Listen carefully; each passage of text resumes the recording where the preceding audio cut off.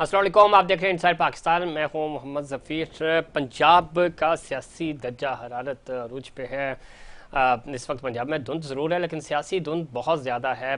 पंजाब एक बार फिर इस वक्त पाकिस्तान की सियासत का सेंटर पॉइंट है। और चौधरी परवेज़ इलाही एतमाद का वोट आज कहा गया था गवर्नर की तरफ से। और अब मुस्लिम लीग नून की तरफ पीडीएम की तरफ से कहा जा रहा है कि 12 बजे के बाद कोई नोटिफिकेशन आ सकता है। गवर्नर राज की बातें हो रही हैं, तो क्या वाकई में गवर्नर राज पंजाब में लगने जा रहा है या कोई दरमियानी रास्ता निकलेगा, एतमाद होगा या अदम एतमाद होगी, ये भी दिलचस्प कहानी होगी। और बदकिस्मती से पंजाब की तारीख रही, लेकिन तारीख अगर हम माजी करीब में भी जाएं तो पिछले 7-8 महीने कंट्रोवर्शियल ही रहे और बहुत ज़्यादा तब्दीलियाँ हुई। सीएम कभी हमजा शहबाज बने और कभी परवेज़ इलाही साहब इस वक्त हैं। और मामला अदालत में जाते हुए माजी में भी हमने देखा, तो इस दफ़ा भी यही लग रहा है कि मामला अदालत की तरफ जाएगा। क्या वजह है कि हमारे जो पार्लियामेंटेरियंस हैं, हमारी जो सूबाई असम्बलियाँ हैं, जब कौमी असम्बली हो, ख़ुद ये पार्लियामेंटेरियंस हमारे पॉलिटिकल स्टेक होल्डर्स अपने मामलात खुश असलूबी से क्यों तय नहीं कर पा रहे। और सबसे बड़ी रुकावट क्या है? अभी भी चूँकि आइनी और सियासी बहरान जन्म ले रहा है और इसका नुकसान पाकिस्तान को हो रहा है, पाकिस्तान के सियासतदानों को हो रहा है, पाकिस्तान की रियासत को हो रहा है। लेकिन इस नुक्ते पे स्टेक होल्डर्स जो हैं वो मिल बैठ कर बात करने को तैयार क्यों नहीं है। और अब चूँकि गवर्नर राज लगे तो इसका सबसे ज़्यादा नुकसान ख़ुद मुस्लिम लीग नून को भी होगा, पाकिस्तान तहरीक इंसाफ को भी होगा। लेकिन जो इस पूरे तनाजुर में अगर हम देखें तो सबसे ज़्यादा जो नुकसान है वो ज़ाहिर पाकिस्तान का है। क्या वजह है कि दोनों स्टेक होल्डर्स नुकसान के बावजूद इस तरह के अमल की तरफ जा रहे हैं? मामलात पिछले दिनों से हम देख रहे थे सदर अलवी साहब की कोशिशों के बाद, और ख़ास तौर पे इमरान खान साहब ने जो धरना कॉल ऑफ किया था उसके बाद लग ये रहा था कि शायद अब जो आइनी और सियासी बुरान है ये ख़त्म हो जाएगा और मामलात आगे की तरफ बढ़ेंगे। लेकिन ऐसा नहीं हो सका। और अब पंजाब में ज़ाहिर खान साहब ने ऐलान किया जी असम्बलियाँ तहलील करेंगे। असम्बलियाँ तहलील होंगी तो पीडीएम ने अपनी हिकमत अमली बनाई और उसके मुताबिक अब चीज़ें आगे बढ़ती हुई नज़र आ रही हैं। क्या होगा? और चूँकि अगर गवर्नर राज लगता है, जो कि पॉसिबिलिटीज़ हैं, बड़ा गैर मकबूल फ़ैसला होगा। लेकिन अगर पीडीएम की क़यादत ये फ़ैसला करती है और जिस तरह राना सनाउल्लाह साहब की तरफ से कहा भी गया था कि आज 4 बजे के बाद गवर्नर हाउस जो है वो सीएम हाउस जो है वो सील कर दिया जाएगा, उसके ऊपर मोनसिलाई का जवाब भी आया। तो इस तरह के जो सियासी पॉइंट स्कोरिंग हो रही है उसका नुकसान किसको हो रहा है, कौन इन सारी सूरत हाल से फ़ायदा उठा रहा है, सियासी तौर पर हमारे सियासतदानों को कितना नुकसान होगा, इन तमाम इश्यूज़ पे बात करेंगे। हमारे साथ पैनल पे मौजूद हैं, लाहौर से हमें ज्वाइन करें जनाब जुल्फ़िकार अली बद्र साहब, सीनियर रहनुमा पाकिस्तान पीपल्स पार्टी। जुल्फ़िकार अली बद्र साहब खुश आमदीद कहते हैं आपको प्रोग्राम में। चौधरी मोहम्मद इकबाल साहब एमपी है पाकिस्तान मुस्लिम लीग नून के, हमें ज्वाइन कर रहे हैं टेलीफोन कॉल पे। चौधरी साहब खुश आमदीद कहते हैं आपको भी शो में। थोड़ी देर में शदाब कुरैशी साहब हमें ज्वाइन करेंगे, नुमाइंदगी करेंगे आप तहरीक इंसाफ की। और गुफ्तगू का आगाज़ चूँकि मरकज़ लाहौर है, लाहौर से ही करेंगे। जुल्फ़िकार अली बद्र साहब हमारे साथ मौजूद हैं। जुल्फ़िकार साहब, किस तरह देखते हैं? एक तो बड़ा कहा यह जा रहा था, जो हम देख भी रहे थे, आपके साथ भी हमारे शोज़ में बात होती रही, मामलात बेहतरी की तरफ जा रहे थे और यूँ लग रहा था कि शायद अब जो आर्मी चीफ़ की तकर्री थी उसके बाद सेटल डाउन हो जाएंगी चीज़ें। लेकिन ये अचानक असम्बलियों का तहलील होना, खान साहब का ये ऐलान, उसके बाद ज़ाहिर आपकी जवाबी जो हिकमत अमली, जरदारी साहब का लाहौर जाके पंजाब की सियासत में एक दफ़ा फिर हलचल, क्या देख रहे हैं आप? इस सारे खेल का अल्टीमेट फ़ायदा किसको होगा? बज़ाहिर तो आप भी और पाकिस्तान तहरीक इंसाफ की सारी लूज़र लग रहे हैं अगर ये प्रैक्टिस होती है जो बज़ाहिर नज़र आ रही है। जुल्फ़िकार अली बद्र साहब नहीं सुन पा रहे। चौधरी साहब, आप सवाल अब तक पहुंच गया? हाँ जी, सवाल मैंने सुन लिया जी, इसी सवाल का जवाब आप भी देते हैं चूंकि सेम है, पाकिस्तान तहरीक इंसाफ हो, आप हों या पीपीपी हो। ये जो प्रैक्टिस होने जा रही है, तो ये तो बड़ी मुश्किल से पिछले दिनों हमने देखा था जब हमजा शहबाज वाला मामला हुआ था, पंजाब असम्बली का इजलास असम्बली के बजाय होटल्स में हो रहा था। अभी भी मामला उसी तरफ जाते हुए नज़र आ रहे हैं। क्या वजह बनी कि ये इतनी एक्सट्रीम पोजीशंस लेना पड़ रही हैं तमाम स्टेक होल्डर्स को? तो नो कॉन्फिडेंस, तो कानूनी ऑप्शन सारे लिए गए थे। इसमें भी हम सारे कानूनी ऑप्शन ले रहे हैं। इसमें वोट ऑफ कॉन्फिडेंस का भी गवर्नर साहब ने कहा है वज़ीर आला को, जो कि एक आईनी इक़दाम है और उसमें कोई ऐसी बात नहीं है जो गैर कानूनी हो। तो उसमें भी उन्होंने इनकार कर दिया कि नहीं, हम नहीं लेना। तो उसके अलावा इस कोई और चारा नहीं रह गया था। फिर गवर्नर साहब को इंटरव्यू तो करना ही था, तो उनके हुक्म की कोई तामील भी नहीं हो रही थी और आईनी जो एक है उसकी पासदारी भी नहीं हो रही थी। तो इसके अलावा और कोई ऑप्शन नहीं। फिर हमने वोट ऑफ नो कॉन्फिडेंस किया हुआ है, उसको भी हम आईनी तौर पर डील करेंगे। अगर हमारे पास बंदे हुए पूरे तो हो जाएगा नो कॉन्फिडेंस के खिलाफ, अगर बंदे ना पूरे हुए तो नहीं होगा। हम तो सारे कानूनी ऑप्शन ले रहे हैं और वो हमारा हक है आईनी, वो हम ले सकते हैं। ऐसे बुरान में और क्या हो सकता है इससे ज्यादा। जो सर बिल्कुल आप ठीक कह रहे हैं, ऑप्शन सारे ज़ाहिर आईनी ऑप्शन है और असेंबली के जो कवानीन है वो आपको ये इस चीज़ की इजाज़त देते हैं। लेकिन अब इस सारे अमल से नुकसान तो जो सियासी नज़रिया है, मैं किसी पार्टी की बात नहीं कर रहा, लेकिन ओवरऑल तो चूंकि मामला फिर कोर्ट की तरफ जाते हुए नजर आ रहे हैं। बात आप ठीक कर रहे हैं, लेकिन थर्ड पार्टी जब इंटरफेयर करती है सर तो उसका नुकसान होता है। कभी भी फायदा नहीं हुआ किसी सियासतदान को, किसी भी सियासतदान को। बात आपकी ठीक है, लेकिन देखे ना, जब उन्होंने एक फैसला कर दिया उनके लीडर ने कि मैं पार्टियां जो है, मैं जो असेंबली है इनको तहलील कर रहा हूँ। तो जब असेंबलियां तहलील हो रही हूँ तो हम तो उसमें रुकावट डाल रहे हैं। जब भी जमहूरी अमल रुकेगा उसका भी नुकसान बोलो कोई होगा ना, और किसको होगा? जी बिल्कुल ऐसा ही है। लेकिन इसमें एक चीज और थी जो कि पाकिस्तान तहरीक इंसाफ भी तो रुकावट डाल रहे हैं कि असेंबलियां ना तोड़ी जाए। ठीक है, लेकिन इस चीज पे क्यों नहीं अमल हो रहा है कि आप तमाम स्टेक होल्डर्स यानी पीटीआई और आप 13 जमातें मिलकर इलेक्शन की जो तारीख की बात हो रही है, अब तो पाकिस्तान तहरीक इंसाफ इस हद तक भी जाने को तैयार है कि जो टाइमली इलेक्शंस हो रहे हैं चले उसी पे ही हो जाएं।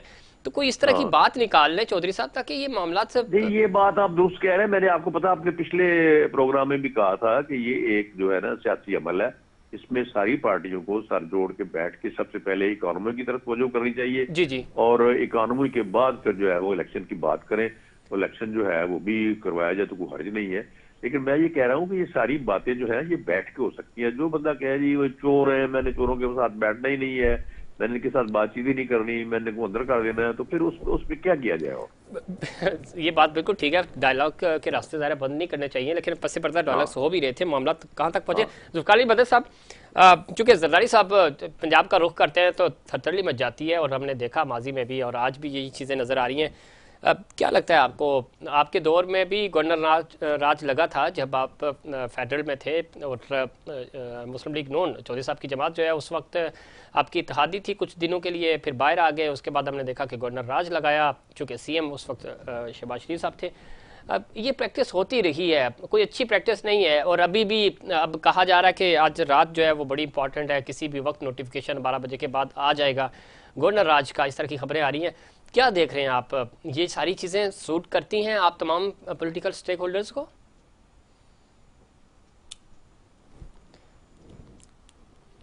जुल्फ़िकार अली भट्ट साहब। जी जी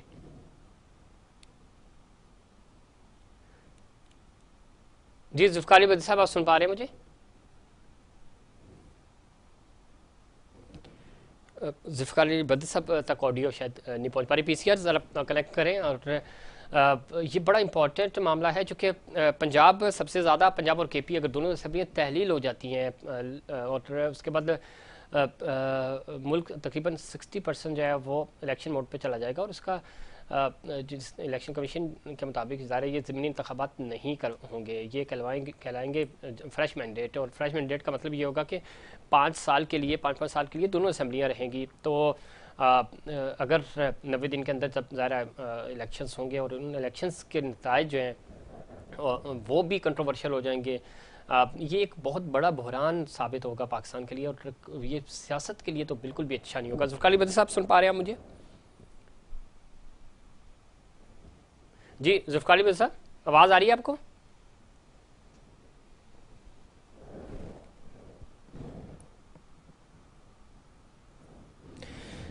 कोशिश करेंगे। जुल्फ़िकार अली भट्ट साहब टेक्निकल इशू है, कोई उन तक ऑडियो नहीं पहुंच पा रही। चौधरी साहब, चूँकि ये इलेक्शन कमीशन तो ये बात कह चुका है, अगर असेंबलियाँ तहलील होती हैं तो फिर क्या प्लान है आपके पास?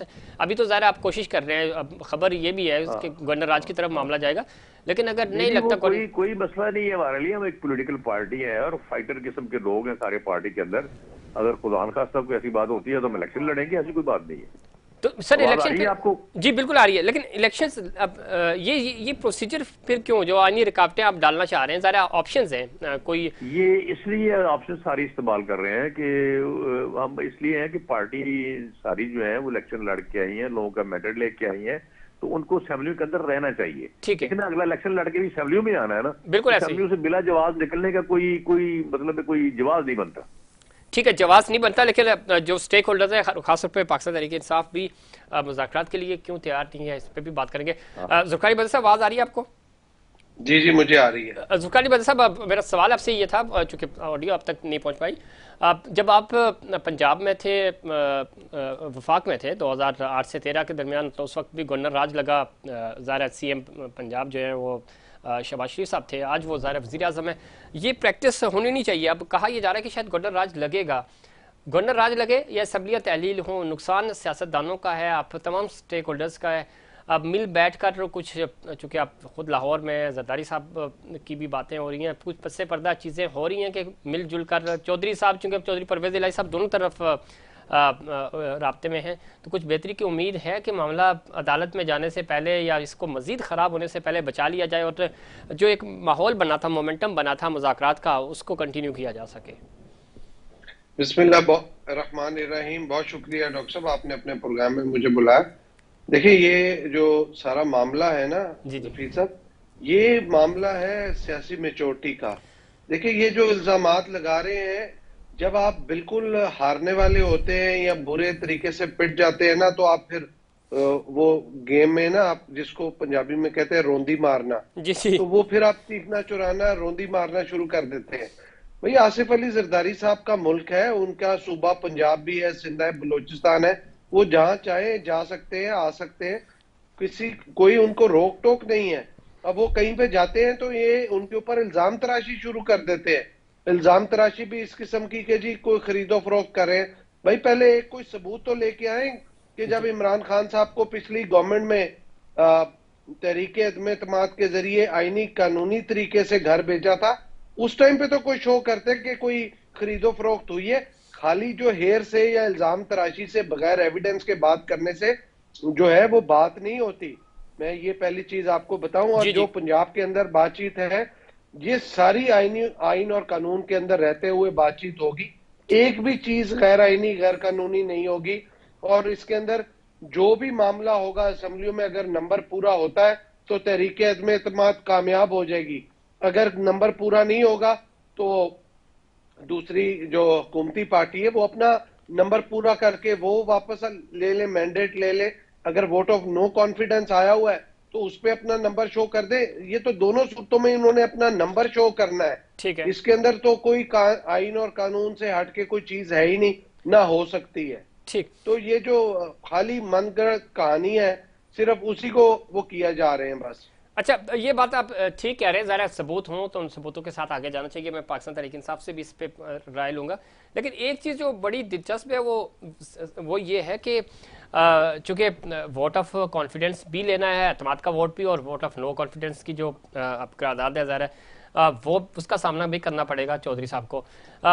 चौधरी साहब के साथ कोई मुज़ाकरात, कोई पस्से पर्दा बातचीत हो रही है, कोई मामला तय पा जाएंगे? चूँकि मामला अगर आगे बढ़ता है और जिस तरह पंजाब उसको सील करने की बातें हो रही हैं, अगर इस तरह का मामला होगा तो ये तो एक बराह रास्त टेंशन होगी। मुल्क तो मुतहम्मिल नहीं हो सकता। पहले हमारी इकॉनमी बहुत कमज़ोर है, तो आप नहीं समझते कि बेहतर ये होगा कि जो अभी भी पस्से पर्दा कुछ चीज़ें हो रही हैं तो उस पर ज़्यादा तवज्जो दी जाए और मामला जो है वो सेटल डाउन हो जाए? देखें, ये जो पसे पर्दा बातचीत है ना, देखें बातचीत तो चलती है, लेकिन चौधरी परवेज इलाही साहब के साथ डायरेक्ट किसी की भी हमारी पार्टी से कोई बातचीत नहीं है। ठीक, अगर कोई इंटरमीडिएट करवा रहा है या कोई और मामला है, उसकी मेरे पास डिटेल नहीं है। लेकिन चौधरी साहब के साथ, परवेज इलाही साहब के साथ हमारी पार्टी लीडरशिप का किसी का भी कोई राब्ता नहीं है। अगर हाँ कोई बीच में शख्स हो सकता है या कोई और मामला हो सकता है, और इसके अंदर सिर्फ बात इतनी है कि जो भी मामला होना है, जैसे भी होना है, वो आइन और कानून के अंदर रहते हुए होगा।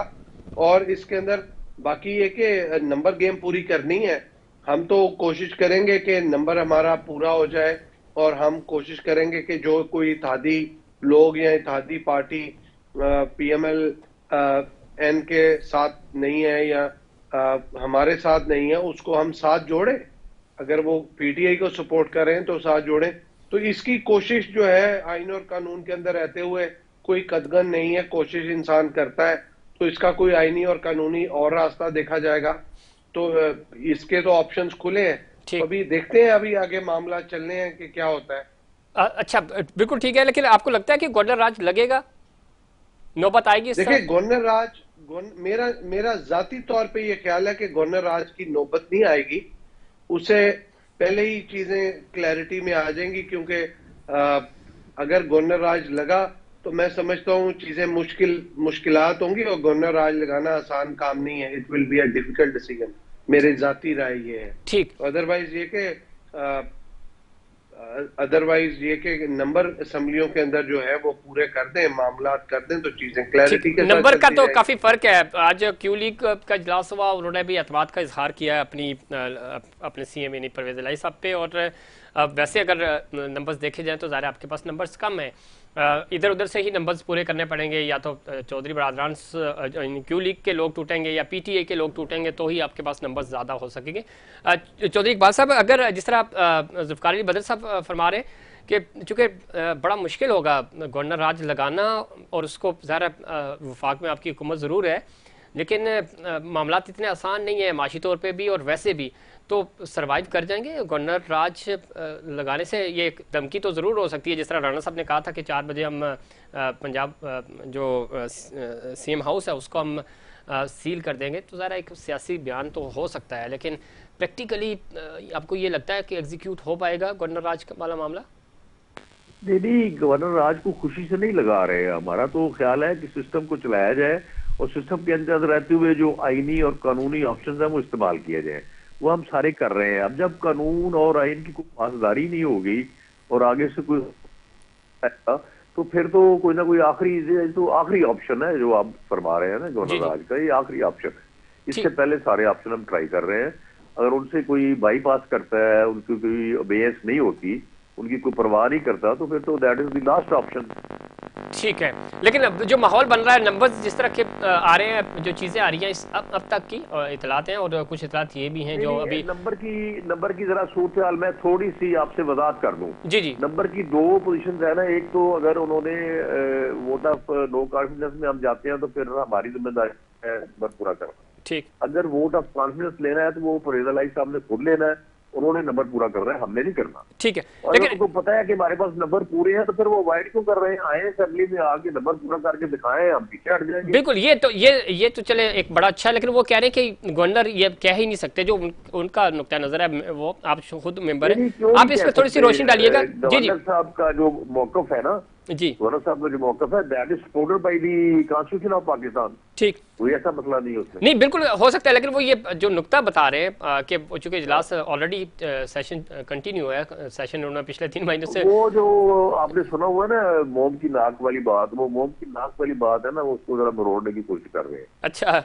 चले ठीक है, इसीलिए अदालतों की जरूरत पड़ेगी, वरना तो यही फैसला हो जाना चाहिए अगर कानून को नहीं हो सकता है। ये इतना बाजार तो बड़ा सादा सा अमल है कि ठीक है, आप अगर कोई ना भी कहे, आप खुद से ही कर रहे हैं, कॉन्फिडेंस का इजहार हो जाएगा, पता चल जाएगा लोग आपके साथ हैं या नहीं।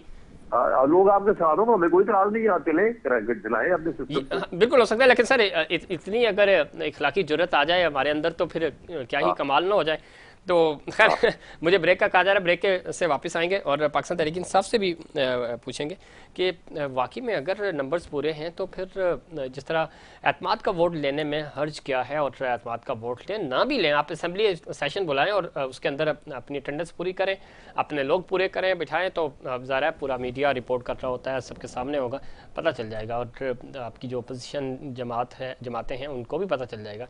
लेकिन इतना आसान नहीं है, कुछ लोग भी नाराज़ हैं, कुछ पैसों की ख़रीदो फरोख्त की भी खबरें भी आ रही हैं, इसमें कितनी सच्चाई है और इसके पीछे हमने पहले भी देखा 2018 में भी पाकिस्तान तहरीक इंसाफ के लोग टूटे, और हालिया जो नेशनल असम्बली में तहरीक एतमाद आई उसके अंदर भी इन्हीं के लोग टूटे। तो क्या वजह है कि सिर्फ पाकिस्तान तहरीक इंसाफ के लोग ही इधर उधर होते हैं, बाकी जमातों के लोग क्यों नहीं उनको छोड़ के जाते? इस पर बात करेंगे, लेकिन उससे पहले कमर्शियल ब्रेक।